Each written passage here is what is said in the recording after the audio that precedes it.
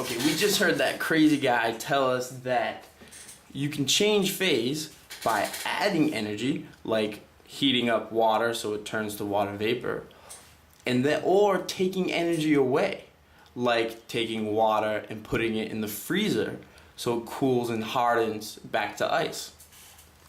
So it's all about energy, and in this case, the form of energy in the form of heat. And this brings me back to our next topic, which is the video that we saw at the beginning of class. And you're probably wondering, and I know for a fact your teachers are wondering, what does a dancing robot have to do with the states of matter? Well, you'll see that this robot behaves a lot like matter. You can see it's in one phase or state, a car just sitting there. We add some energy, and now it behaves completely differently. And he's dancing around. You can see he's still made of the same stuff. You can see tires and a hood and doors here, but he acts completely different because he has more energy.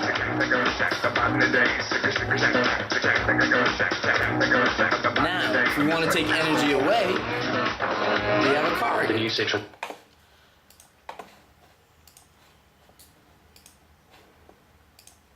And that brings us to his next question. Is each state of matter a completely different type of matter? The answer is no. And we can use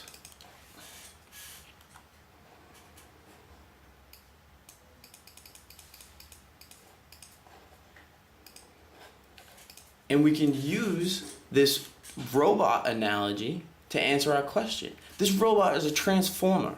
He transforms from a car, you add some energy, and then he's dancing around and he behaves completely differently. Now, you can have different kinds of transformers. You see here we have a silver car that transforms into this dancing robot. And here we have this purple bug that then transforms into a purple dancing robot. So we've got two different forms, but each type of transformer can be in these two different phases. Now, it's the same with matter. We've got different types of matter. Here we have H2O, water in a beaker, and here we have steel.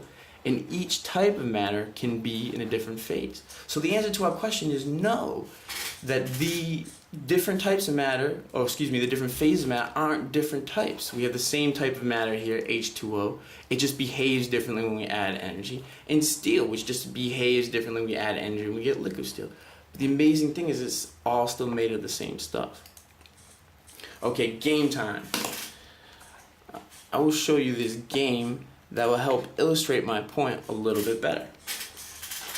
You see here, we have a game that allows us to zoom in on a couple different types of matter. Here's water, and this is what water looks like when it's ice and it's solid shape. The molecules are packed together.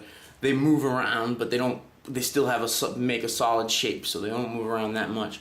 Here we have carbon dioxide in its solid form, which would be dry ice, and you can see that it behaves very similarly, but it's still a different type of matter. We have purple molecules here, we have blue molecules here. Now, within this type of matter, if I heat up the water,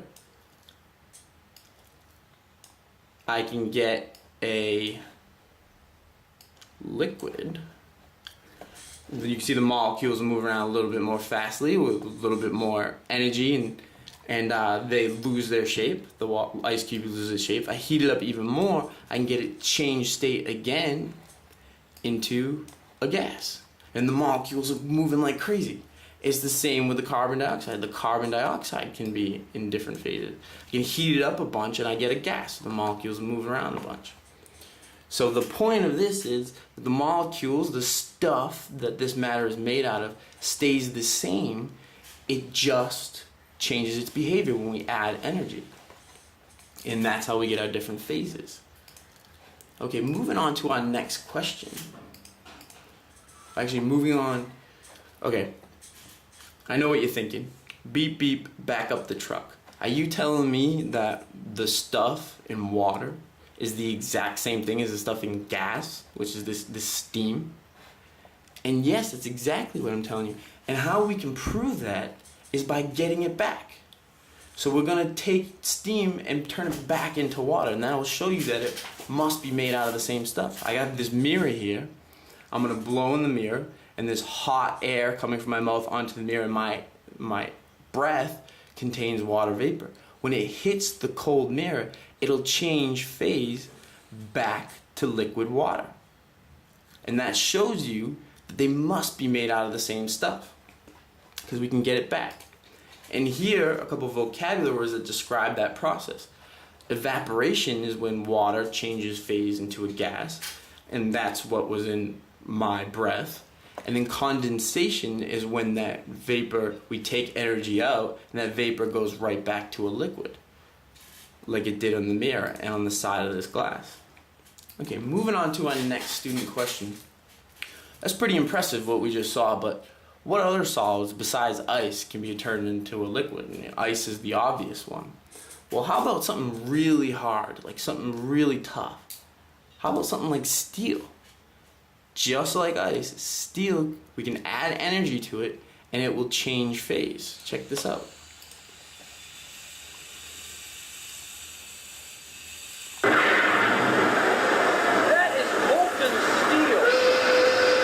Now the only difference between molten steel, melted steel, liquid steel, and solid steel is energy.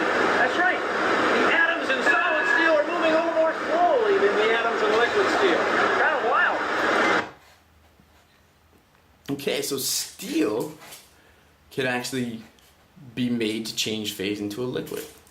And I think I know what you're thinking. Nice try, but I already knew that metal could be melted. That's not really being impressive. But how about something else? How about the hardest, most solid thing you can think of? How about rock? If you remember back to the earthquakes and volcanoes lesson, we know that rock in the Earth's core melts into magma, and that comes out as lava. Lava is just a different phase of rock.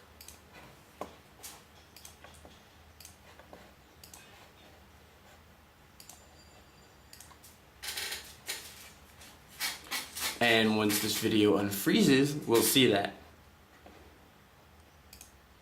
Okay, very impressive. Lava. Pretty amazing, huh? Well, that's phase changes. Moving on to critical thinking question time.